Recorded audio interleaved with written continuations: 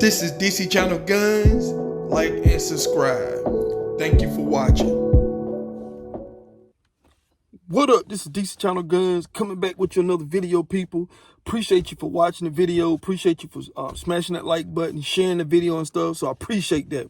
And also I appreciate the comments and stuff like that. And also I got another channel. Check me out. Dollar Cost Average Investing. Talk about investing and stuff over there. So you can follow me over there on the other channel. So I appreciate the support to the people who went over there. So with that said, people, I want to talk about the mistakes that people are making with firearms. We got a lot of regurgitation going on. Now, I'm talking about, I can close my eyes and there's 1,000 videos of people, saying, hey, I want to get this gun. I want to go do this and do that. This type of gun I want. This the feature I want on the gun.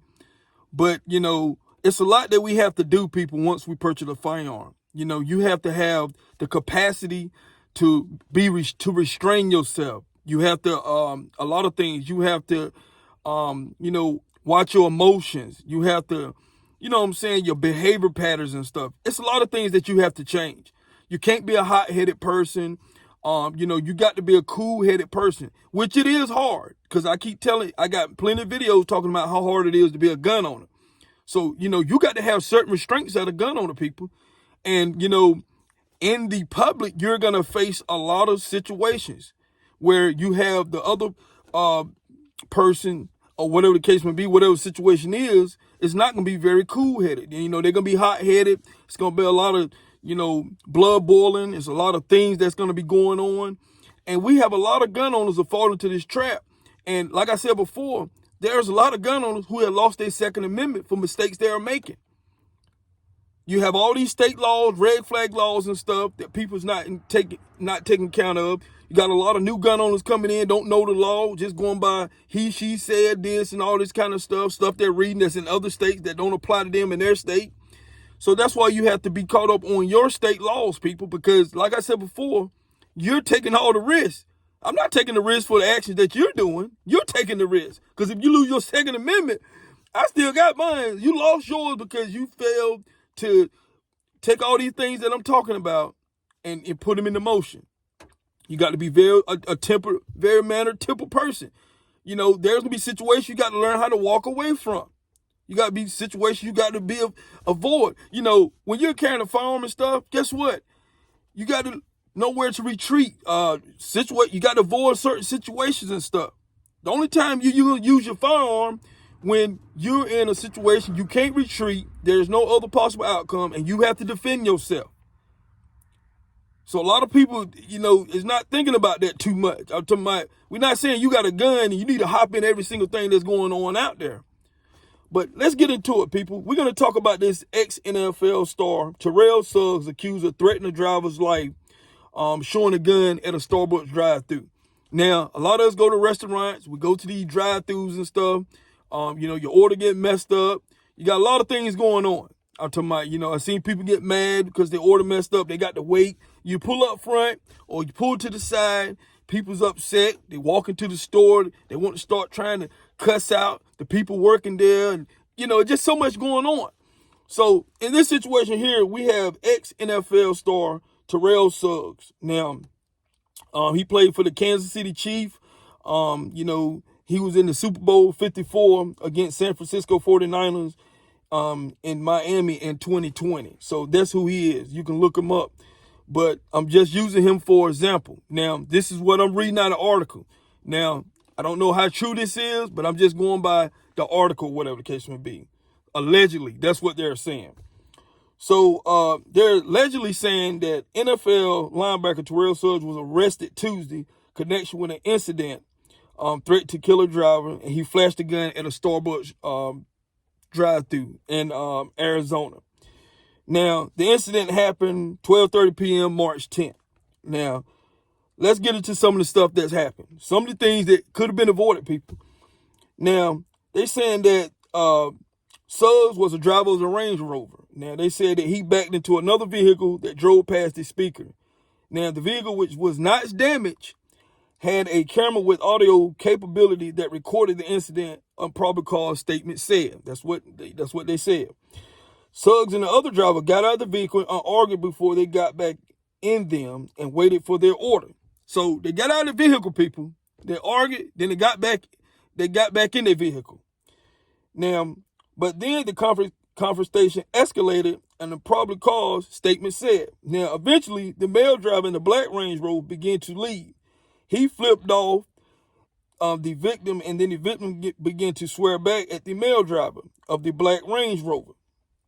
So, like I said, they couldn't just leave. One had to flip off at the other one. See, you get a response for a response.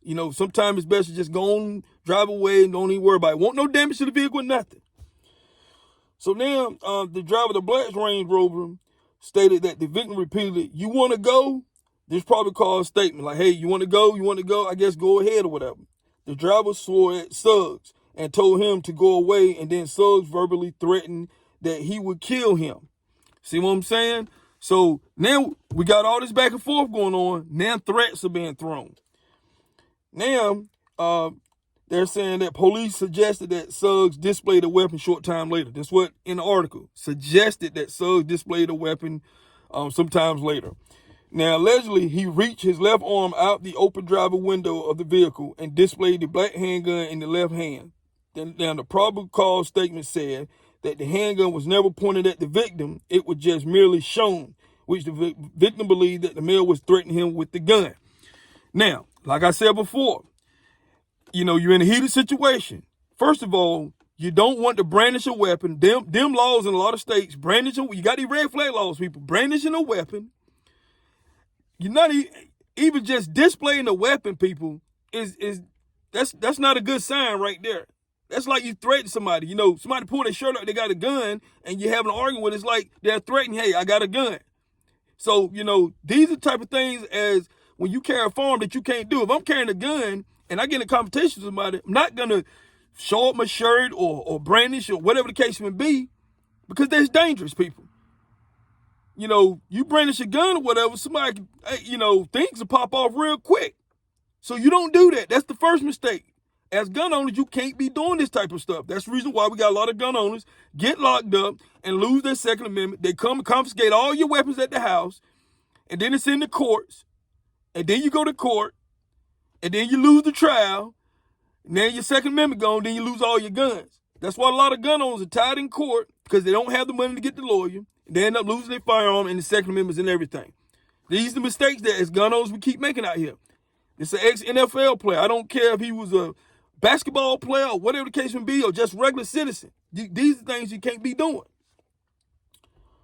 So then, after Suggs drove away, the other driver called the police, provided a license plate number according to probable cause statement. Suggs was booked to the county jail on Tuesday. So I'm talking about, at the end of the day, people, I'm talking about the person called the police, reported his license plate, he was booked and put in jail.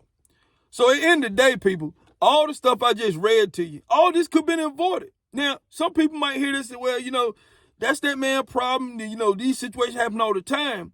But guess what? All these incidents happen all the time. There's gun owners who are losing their Second Amendment. These are things you have to learn how to walk away, people. You just do. That is the heart of being a man. Sometimes you got to walk away from things. I don't want to be a punk, all this kind of stuff. Them the things that draw you back in. No, you need to draw yourself out of it. Or to your life is not being threatened. None of that type of stuff. Nobody's going to do bodily harm. It's just, okay, you got two people going back and forth. Sometimes it's best to just walk away, retreat from the situation if you can. Now, if you can't retreat, that's a whole nother story. Just have your ducks in a row. That's all I'm telling you. But when you're in court, things going to play out a whole lot totally different than if she say stuff. And once they get down to the evidence and all this kind of stuff. So I'm talking about, it's good for people. I see a lot of people sit up here and talk about, they're going to do this, they're going to do all the kind of stuff. This happened. But like I said, you say that, it's easy to say that now, not in a stressed environment, not when your blood is boiling, not when you got two people going at it, the heat in the conversation. It's easy to say stuff. It's easy for me to sit here and say, walk away, retreat and stuff. This is stuff that you have to be disciplining yourself. This is stuff that you have to have in your mind. Now, this just a little fender bender and the car won't even damage. Nobody put their hands on each other. Just people going back and forth with words. That's it. Ain't nobody phased. Nobody throwing punches and stuff. Everybody just kind of just talking. In them situations, walk away.